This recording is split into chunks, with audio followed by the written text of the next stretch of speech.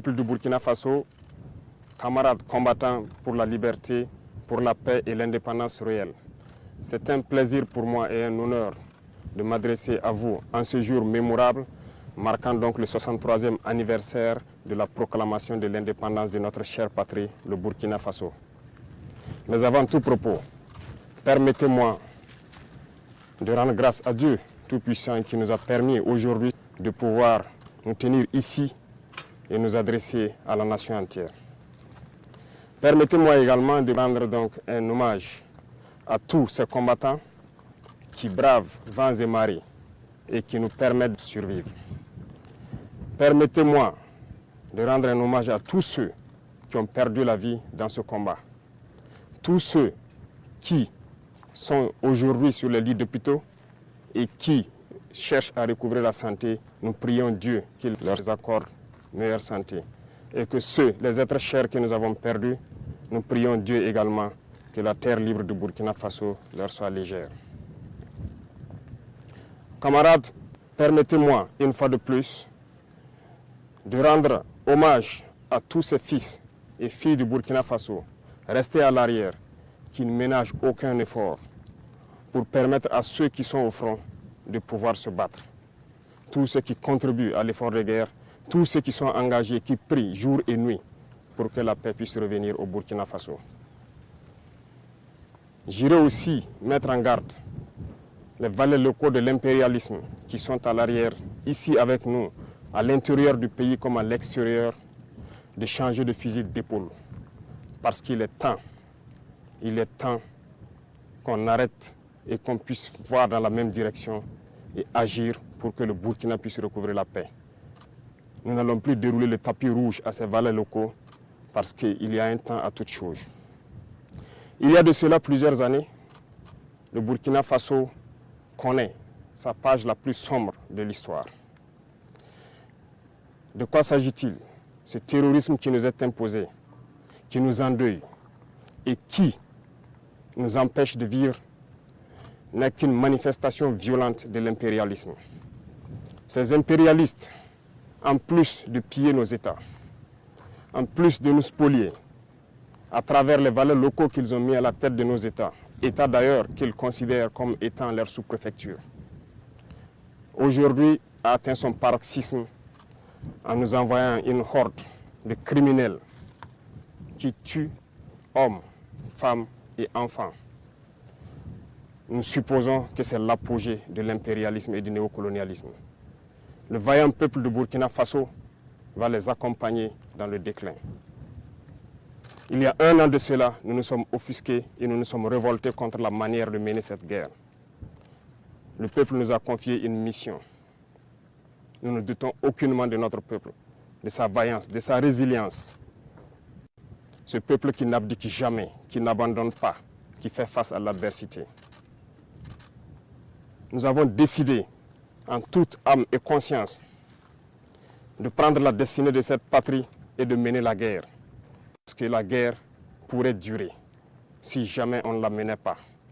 En témoignent ces cellules dormantes qui se sont subitement réveillées lorsque nous avons décidé d'enclencher le combat. Ces derniers jours, vous avez pu remarquer l'intensité de la bataille qui nous reconforte dans notre thèse qu'il y avait plusieurs cellules dormantes qui devraient entretenir cette guerre pendant des décennies et des décennies.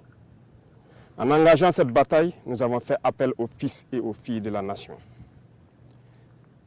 Nous ne doutions point. Les gens ont répondu présent. Plus que ce que nous estimons, et aujourd'hui encore plus, les gens sont déterminés à s'engager pour la bataille. Nous remercions ce vaillant peuple d'avoir compris ce message. En plus de cela, nous avons souhaité à ce que le peuple finance sa propre guerre. Ce qui a été compris. Aujourd'hui, les gens soutiennent, appuient les forces combattantes comme ils peuvent. Beaucoup de choses sont faites, mais nous allons encore demander encore plus de sacrifices. Merci à ce peuple qui a compris que la seule manière d'y arriver, c'est de faire sa propre guerre une bonne fois pour toutes. En venant donc à la tête de l'État, nous avons trouvé une armée en sous-effectif, mal équipée, mal organisée, peut-être mal entraînée. Il s'agit pour nous, dans un premier temps, de faire appel rapidement aux VDP qui ont répondu et aussi de les équiper, ce qui ne fut pas une tâche facile. Dieu merci, nous y sommes arrivés à équiper tous ceux que nous avons pu recruter. Au sein de l'armée, déjà pour l'année 2023, l'armée de terre a recruté plus de 11 000 hommes. 5 000 autres sont en phase d'être recrutés dans les jours à venir. S'agissant de la réorganisation, très vite nous avons compris qu'il nous fallait des unités organiques. Ce qui a conduit donc à créer, dans un premier temps, 6 bataillons d'intervention rapide. Et ensuite, 6 autres bataillons d'intervention rapide ont rejoint les différents groupements de forces. Aujourd'hui, 7 bataillons d'intervention rapide sont prêts. Certains ont commencé leur déploiement et d'autres vont se poursuivre dans les 2-3 semaines à venir. 5 autres bataillons sont en constitution et en formation pour renforcer les rangs de ces bataillons d'intervention rapide. 2 bataillons d'intervention aéroportée ont été créés. Un est déployé dans la zone de Boromo, l'autre sera déployé dans les jours à venir dans la zone de Koudougou. Du côté des forces de sécurité intérieure aussi, beaucoup d'efforts ont été faits. En ce sens que, pour le cas de la police par exemple, nous avons réorganisé les forces pour les constituer en groupements d'unités d'intervention qui sont aux côtés donc des forces armées pour mener le combat. 12 GOUMI ont été créés dans ce sens et d'autres sont en phase d'être créés. Au sein de la gendarmerie, nous avons renforcé les effectifs par le recrutement d'environ 3 000 auxiliaires. Une première phase est terminée, l'autre est en formation. De même que dans les rangs des eaux et forêts, nous avons spécialisé une bonne partie pour former une unité qui pourra agir dans les forêts, qui est aujourd'hui prête. Et cette unité est en train de s'engager également. Toutes les autres forces de sécurité intérieure ont pu être dotées en équipement tels qu'ils n'en ont jamais connu de leur histoire. Mais ce n'est que le début, parce que nous continuerons à les équiper et à monter en puissance. Du côté de l'armée de l'air, il a fallu à un moment donné revoir donc notre potentiel aérien. Aujourd'hui, nous pouvons dire fièrement que le Burkina Faso est doté d'appareils de dernière génération qui nous permettent de scruter donc notre territoire à partir des cieux, ce qui nous permet d'engranger un certain nombre de résultats. Les terroristes peuvent aujourd'hui se déplacer d'un point A à un point B, peut-être mener des attaques, mais ne repartiront pas sains et saufs parce que nous les suivons, nous les traquons jusque dans leur dernière demeure. Il est encore temps pour ceux-là qui ont été trompés, qui se sont engagés dans cette bataille, de déposer les armes. Parce que viendra un moment où il ne sera plus possible de déposer les armes. Tous ces bataillons qui sont en train de se déployer, du matériel est encore en cours de route dans les 2-3 semaines à venir. Et lorsque tout cela sera réuni et que tous ces bataillons auront rejoint leur emplacement, cette phase de développement de la guerre tant attendue, les choses sérieuses pourront commencer. Je lance encore un appel à ces égarés qu'il est encore temps de déposer les armes. Parce que viendra un moment, on le répète encore, il ne sera plus possible. Le Burkina Faso a décidé de se battre et nous nous battrons jusqu'à la victoire finale. Pour l'équipement, nous avons fait beaucoup d'efforts avec donc la compréhension de ce peuple qui a accepté de se sacrifier. Aujourd'hui, les unités sont équipées et ça continue de s'accroître parce que nous voulons d'une armée professionnelle, une armée qui va défendre le Burkina Faso à l'intérieur de ses frontières, même au-delà, mais pour l'intérêt du peuple burkinabé. Les efforts continuent et nous allons continuer à renforcer les rangs pour que plus jamais ces situations sombres que nous avons connues ne puissent survenir à l'avenir avec nos enfants, nos petits-enfants. Pour accompagner tout cela, il a fallu aussi, du côté de la santé, augmenter donc la capacité de nos plateaux techniques des différents hôpitaux et de certains CMA qui appuient les forces de défense et de sécurité lorsqu'il y a des évacuations de blessés. Ça nous a permis d'acquérir un certain nombre d'appareillages et aussi l'ambition pour nous, c'est de construire des hôpitaux modernes pour permettre à nos infirmiers, à nos médecins d'exprimer tout leur potentiel. Ce processus est en cours, ce qui nous a permis de pouvoir contracter donc l'hôpital de Gawa et c'est ce modèle d'hôpital que nous voulons dans chaque région et qu'on puisse permettre à nos vaillants soignants d'exprimer tout leur potentiel, tout leur savoir. Aussi dans ce volet de santé, cette épidémie de la dengue. Épidémie de la dengue qui a fait beaucoup de victimes dans nos rangs. Beaucoup ont perdu des êtres chers. Toutes nos condoléances aux familles qui ont été touchées par cette épidémie. Mais cela nous rappelle quelque chose. Nous devons revoir notre plan de salubrité et d'assainissement. Ce qui a été lancé il y a quelques jours de cela, l'initiative présidentielle pour le développement communautaire, prendra en compte ce volet. Et j'invite donc toutes les populations à se mobiliser pour que nous puissions assainir notre milieu. Dans le domaine de l'agriculture, nous avons décidé de nous fixer une mission d'atteindre l'autosuffisance alimentaire. En 2024, c'est un défi. Pour 2023, nous avons lancé l'initiative présidentielle donc, pour l'autosuffisance alimentaire et la souveraineté alimentaire. Il s'agit pour nous d'emblaver un certain nombre de superficies, de donner des intrants à des producteurs, des semences améliorées produites donc par nos chercheurs sur place. Ce qui, aujourd'hui, on peut dire est une satisfaction parce que les résultats sont au-delà de ce que nous avions espéré. Ce qui témoigne encore que nous avons de bonnes terres, nous avons de braves hommes qui savent donc travailler la terre et nourrir les Burkinabés. Ça nous encourage à lancer un autre défi pour 2024. Des engins tels que des tracteurs ont été commandés dans le cadre de l'initiative.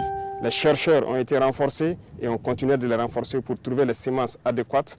Et aussi ce qui nous a conduit à ouvrir l'usine de Coupéla en août dernier pour fabriquer les intrants sur place. L'engrais est produit et pour pouvoir baisser le coût de l'engrais au profit donc de nos producteurs. Dans le même sens, il y a donc l'offensive agricole qui a été lancée par le ministère de l'Agriculture récemment et ça se poursuit dans toutes les régions du Burkina Faso. J'invite donc les populations des différents villages à s'impliquer, à aménager tout ce qui est bas-fond, toutes les terres cultivables. Et nous mettrons tout en œuvre pour les accompagner pour qu'on puisse produire au maximum dans cette saison qui arrive. La contre-saison est également lancée dans les points où il y a des eaux de surface. Et l'accompagnement est fait à travers donc, des semences améliorées produites par nos chercheurs d'un certain nombre de spéculations qui ont déjà été dotées à certains producteurs. On ne pourra pas parler d'agriculture sans parler donc du développement de l'agroalimentaire. Nous sommes en train d'encourager actuellement donc, tous nos importateurs et tous nos opérateurs économiques à se lancer dans la production, dans la transformation. Beaucoup d'usines verront le jour pour que un certain nombre de produits alimentaires soient produits au Burkina, transformés au Burkina et consommés au Burkina Faso. Et pourquoi pas exporter. C'est un défi que nous nous sommes lancés et nous comptons sur cette brave population pour nous accompagner à pouvoir réaliser ces défis. C'est en ce sens que nous pourrons donner beaucoup d'emplois donc, à des jeunes qui sont formés, qui malheureusement n'arrivent pas à exprimer leur talent parce qu'il n'y a pas d'espace qui leur est offert. Dans le même sens, le ministère de la Jeunesse a été instruit de mettre un accent sur la formation professionnelle. Cette mutation est en cours en fédérant donc toutes les écoles et tous les centres de formation professionnelle pour que nous ayons une meilleure vue de la formation donnée et de ce dont nous avons besoin pour le développement de notre chère patrie. Camarades, parlant donc du développement du commerce, et comme vous l'avez suivi la dernière fois, il s'est agi pour nous de faire donc une analyse de notre situation économique. Et à l'issue de cette analyse, nous nous sommes rendus compte qu'il fallait prendre un certain nombre de mesures. Et nous avons dit à compter de janvier, un certain nombre de mesures seront prises. Pas pour mettre la pression ou pour empêcher certains d'exercer leurs fonctions, mais c'est pour le bonheur du Burkina Faso. Il faut que nous créions la richesse, que nous puissions employer nos jeunes. C'est dans ce sens que nous allons développer le commerce interne. Nos commerçants qui quittent les villes vers les campagnes, nous allons encourager à ce que ces produits qui partent vers nos campagnes soient produits au Burkina Faso. Donc, nous invitons tout un chacun à prendre cette donnée et à mûrir les projets nécessaires pour que, en 2024, nous puissions donc atteindre cet objectif-là. Sur le volet donc de la coopération, un bon nombre de partenaires ont refusé de nous accompagner, de nous aider à acquérir le minimum d'équipements. Jusqu'au jour d'aujourd'hui, certains équipements dont nous avons payé des avances auprès de certains pays qui sont favorables à nous les livrer, les licences ont été bloquées par d'autres États impérialistes qui n'ont aucun intérêt à ce que nous puissions évoluer dans notre guerre. Par contre, plusieurs autres États ont accepté d'ouvrir leurs portes. C'est le lieu pour moi donc de les saluer et de les remercier pour leur engagement aux côtés du Burkina Faso dans cette lutte. Ici en Afrique, nous avons jugé nécessaire de nous mettre ensemble, surtout au Sahel. Parce que nous ne pourrons rien faire sans union. Ce qui a mené donc à la création de l'Alliance des États du Sahel. Une alliance de défense a priori, mais qui évoluera vers une alliance économique et bien plus. L'AES est un espace qui est aujourd'hui victime de terrorisme barbare, violent. Mais aujourd'hui, nous avons compris et les peuples ont compris qu'il faille s'unir. Et nous invitons tous les autres Africains, tous ces peuples brimés, à pouvoir s'unir pour faire face à l'adversité. Nous défendrons l'espace de l'AES comme si nous défendons nos propres terres ici. Parce que nous avons décidé de nous unir avec nos pays frères du Mali, du Niger, pour en faire de nos espaces un seul espace. Aller et venir, commercer et défendre, ramener la paix, la prospérité, la sécurité. Parce que nos peuples ont droit au bonheur. L'Eldorado dont nos peuples rêvent, nous pouvons le créer ici. Et nous avons confiance en ce peuple. M'adressant donc aux travailleurs qui ont déjà consenti beaucoup d'efforts pour le Burkina Faso, je vais encore vous demander plus d'efforts en 2024. Il y aura certaines mesures qui seront prises pour encore accentuer sur la contribution à l'effort de guerre. Ça va toucher les travailleurs du public et du privé et aussi les entreprises sur leur intérêt brut.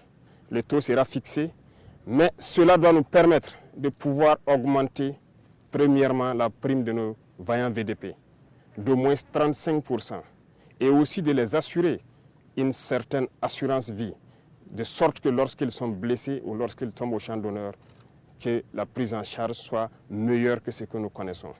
Donc, il y aura plus de sacrifices qui doivent être consentis à l'endroit donc de ces vaillantes populations qui ont accepté de répondre et qui se battent jour et nuit sur le terrain. C'est le lieu pour moi de les rendre encore hommage pour leur contribution, pour leur accompagnement donc des différentes forces sur le terrain. Merci à vous.